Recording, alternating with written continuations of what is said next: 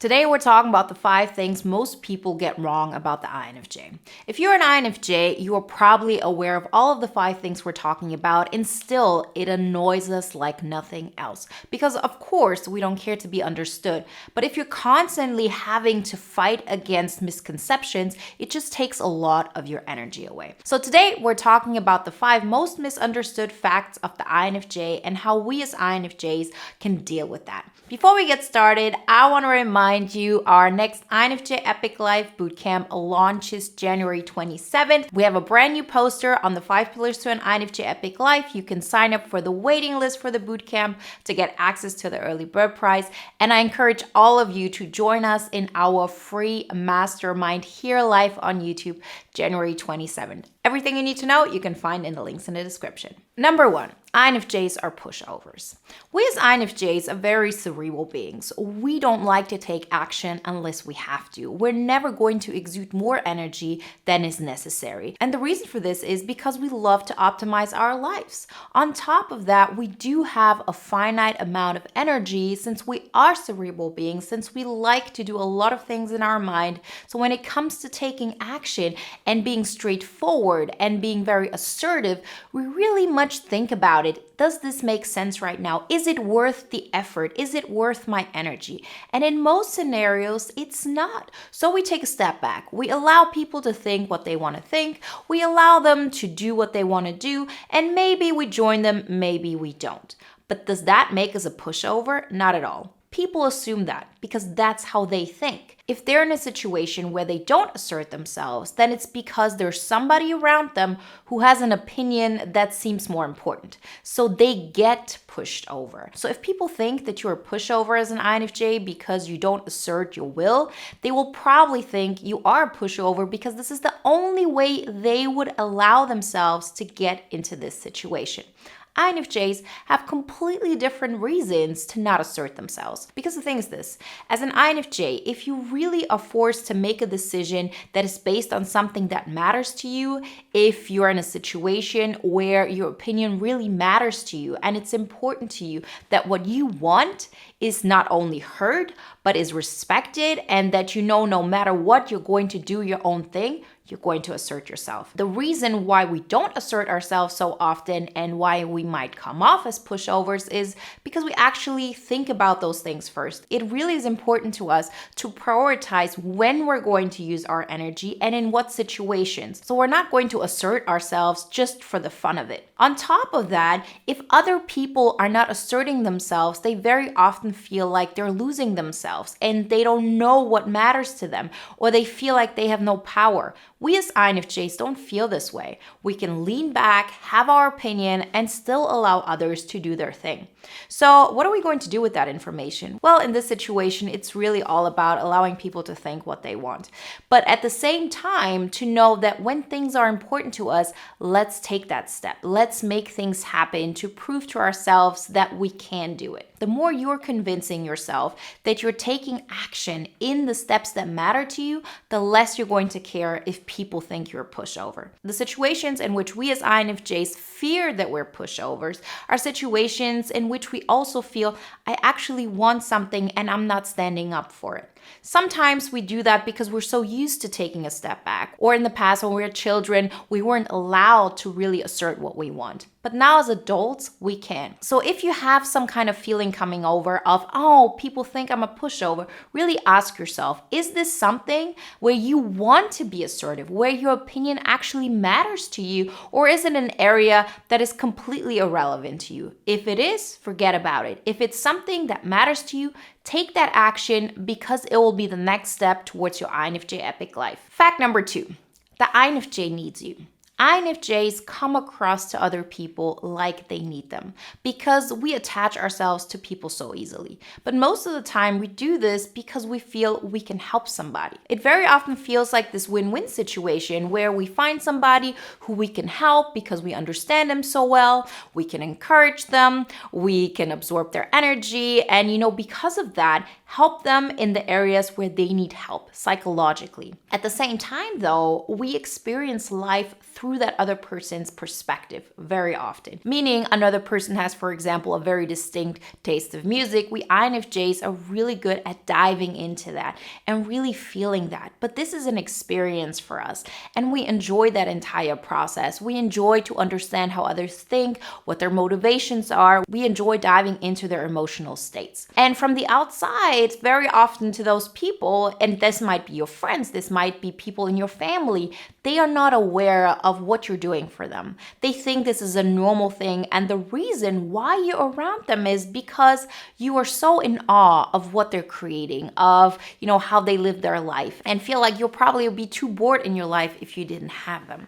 Because of that, a lot of people in your life will have the misconception that you need them because they're not aware of the sacrifice and the dedication that is necessary to create this relationship. Because if you're able to pick up so much of another person's emotional state, you also are aware of their pain points, of their insecurities, and all of those things that could be fixed in a way that you could help them, you could encourage them, you pretty much dim your light in order to allow them to shine. This is very often not a healthy thing, and as we get older as INFJs, we learn how to find a balance in that, meaning we enjoy that interaction, but we know that first and foremost, we have to start building up our own energy, and when we start doing that, we won't even be able to pick up that much of the other person's energy. But getting to that place will require for people to see that you never needed them in the first place. This is not a relationship dynamic that the INFJ needs, although it might seem like that to others. Because always keep in mind, they are not aware of the sacrifices. All they see is what is visible to them. And what is visible to them is that you're living in their world. So always keep this in mind. People are probably underestimating you. People are probably thinking that you're just there because of what you take from them and not for what you give to them. And it's not even their fault. We would think the same way. Remember, we see the world the way we are. We see people through our own perspective. So people see us the way we show up. So this might be another motivation for you to say, let me start with my energy first. Let me build up an energy. Let me build up a flow. Let me build up a direction and a trajectory in which I create my life the way I like it. And then I can help people. Then I can, create those amazing dynamics with people. But I'm never going to dim my light ever again in order to make somebody else comfortable. Fact number 3, what most people get wrong about the INFJ is the fact that the INFJ is completely irrational. Sometimes the INFJ will actually voice some things that make completely sense to us. But, we normally wouldn't say that to others because we know how weird, how insane, how crazy it sounds. We, on the other side, know it to be true. With time, we learned that we have to double check with reality. But the thing is this, we have a great insight on how things work, how relationships work, on how things are going to develop, based on the fact that we pick up information through our NI function and then we create meaning behind it through our TI, our internal logic. And so there is always a reason inside the madness. And in 95% of the cases, we are right. Because the thing we do, and we do it really well, is pattern recognition. So if we see 3 patterns, we are probably going to be right about the 4th thing that's going to happen. But again, we're talking about 95% of the cases. And it's those 5% that we don't get right. And the reason why we get that wrong is because, of course, we don't have all the information available. With time and the older we get, we actually recognize how many things we don't know. And that's a good thing. Like with time, you recognize, I have to double check with reality. What I always like to say, and this is also something we work on in bootcamp very often, is this sentence of, it has to be an externally observable fact. For example, let's say you have an interaction with somebody and you feel like you have a connection and this is going to work because you have so much in common and you see such a great future together. So this could be a business partner, this could be a romantic interest, this could be a friend. But we're basing this realization on all the information we do have. But very often we neglect just those externally observable facts, meaning TE, extroverted thinking, because it's just not what we like to do. We ignore that function. So I always say, do your own thinking. You are a very rational person. Just take one more step, which is check with reality. So for example, has this person in the last weeks or as long as you've known them shown active interest in getting closer to you? In so many examples, this is not the case. And I've done this so many times when I was younger. I've talked to so many INFJs who've done this over and over again because it makes complete sense to us. We had the connection with that person. We have so much in common. We could have such a great future together. But the fact is that person didn't want to spend time with you. That person doesn't want to interact with you anymore. Maybe they even ghosted you. And we're still thinking of reasons and explanations why this person is acting this way. If we would just pick up this one information that is an externally observable fact of this person isn't showing any signs, active signs that you could tell a friend, right? Because for us, it seems very logical. We say, oh, I saw that person change their behavior this way, so therefore, of course, they are showing some interest. Of course, they're coming closer. But is this something you could tell a friend that isn't an INFJ and they would say, you're completely right? No. If you would tell that to another friend, they would probably say, you're crazy. You're very irrational. You can't do that. And so we actually are even afraid of saying those things because we fear this is what people are going to think. So what are we going to do with that information? Does that mean we are irrational? Not at all. Because as I said, in 95% of the cases, we are right. We are really great at pattern recognition. We are very rational. The only thing to remember is if you feel like I couldn't tell this to my friend without them thinking I'm crazy or irrational, just ask yourself this question. Do I have externally observable facts that justify my thought process, or do I have externally observable facts that go against what I'm thinking? Do I have to reevaluate the way I'm approaching this? And if you have made the decision for yourself of, no, this makes completely sense, my friend just won't get it because they don't have the foresight that I have, then just keep it to yourself, but know you're rational. If on the other hand, you make that double check and you recognize, maybe I'm wrong, I have to take into consideration that this time might be those 5% of the cases, then just take that information into your thought system and try to look at it from another perspective. You as an INFJ will probably get it right the first time. Meaning, if you have an interpretation of a situation, if you have a conclusion and it doesn't make sense, then you're not going to get clearer by just thinking about it more and trying to get more details out of it. You either get it correctly the first time or take into consideration that you're interpreting something wrong. But altogether, don't let anybody let you think that you're irrational. We're everything but that. Number 4, what most people get wrong about the INFJ is that they think the INFJ admires them. What we're really great at is making people feel good about themselves. We want to look at them and we see their best qualities. We see it from the perspective of everything that is good about them. We're not focusing on their weaknesses. We're focusing on their strengths. We're focusing on all of those aspects that they should admire about themselves. And these are the things we're voicing to them because of course we want to uplift them. So we tell them, oh, you can be so proud of what you've achieved. You're so great at these things. You're so great at that. And what do most people think in that moment? They think you're admiring them. They think that you want to follow them, that they should be your leader, that they're somebody that you look up to.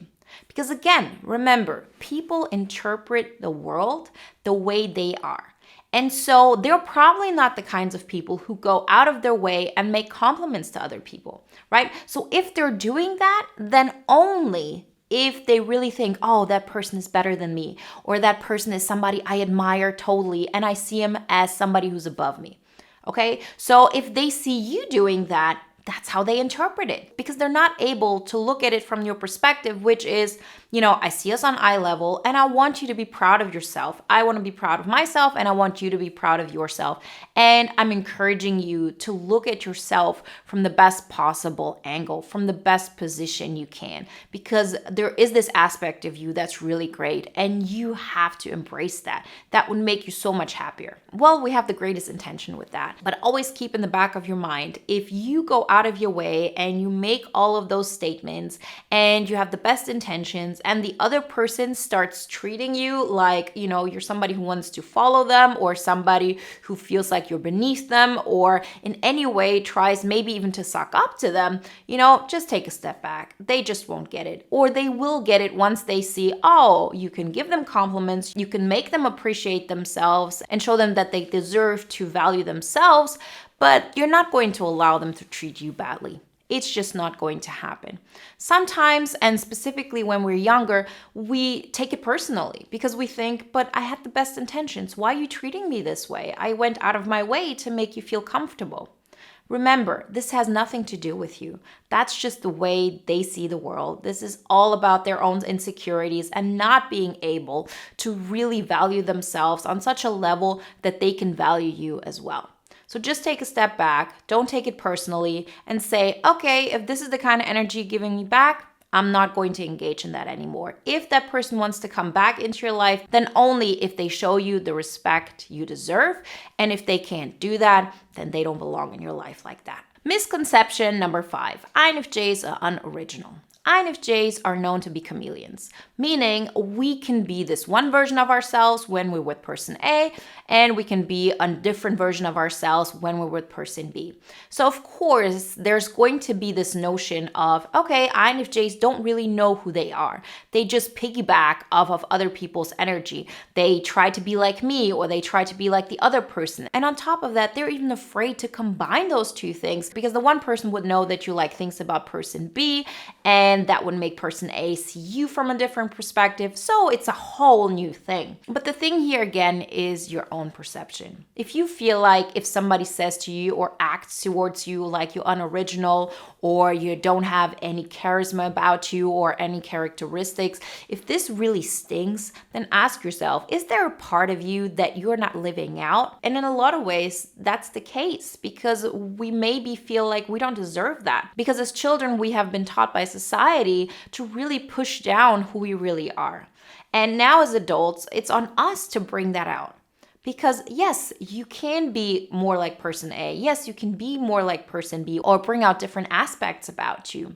But at the same time, you have to be aware that the more you choose you, meaning you start with yourself, you figure out what you want, you start taking action on that, you see that reflected in your life, and you make active choices that you like, but maybe the people around you like less, you'll see how you fill up your own cup more and more. You will see how you will be less and less likely to be a chameleon. Because of course you're not going to lose that skill. You've learned that all your life. But at the same time, think of it like this. You can become this void and you can pull up other people's energy and then mirror it back. That's what we're really great at. But the more you fill up that void with your own energy, the less you can pull from their energy because there's just not that much space left. You're filling that space up. And so you're going to be less able to pick up their energy. In a way, you're still going to be able to, but the core will be you. And the more you focus on creating that core, sharing that core with the world, as in your ideas, your vision, your priorities, the more and more it's going to be your own energy that is going to come through. So if it stings, if somebody says something to you about being unoriginal, then ask yourself, is there a part of me that feels like I'm not living out my potential, that I'm not living out my original essence? And in most cases, this probably is going to be true because if there are people around you who think you're unoriginal and you don't share that at all, you're probably not going to see that. You're not going to think about it. You're not going to focus on that. Becoming aware that there's more of you that you can bring out is not a bad thing. It's not something to be ashamed of. It's just the next step in your INFJ Epic Life journey. So this is what we've been doing for years now, and hundreds of INFJs have gone through bootcamp. This is lifetime access, so INFJs keep coming back, and it's a growing community of INFJs who make their dreams happen. I really hope so many of you join us in this round because this is the first round in a new year. It's the perfect time to start. And if you want some more insights of what this is all about, then get the free and new poster on the 5 pillars to an INFJ Epic Life. The entire bootcamp has been revamped. We've updated all the information through all the knowledge we've gained throughout the last years. And everything you need you can find in the links in the description. You can join the waiting list to get access to the early bird price. And I really hope to see all of you in our free masterclass Masterclass here on YouTube, January 27th. Again, everything you need to know you can find in the links in the description. And if you want to watch another video now that is in alignment with today's topic, then check out the video on the screen right now. I'll see you in the next one. Bye, guys.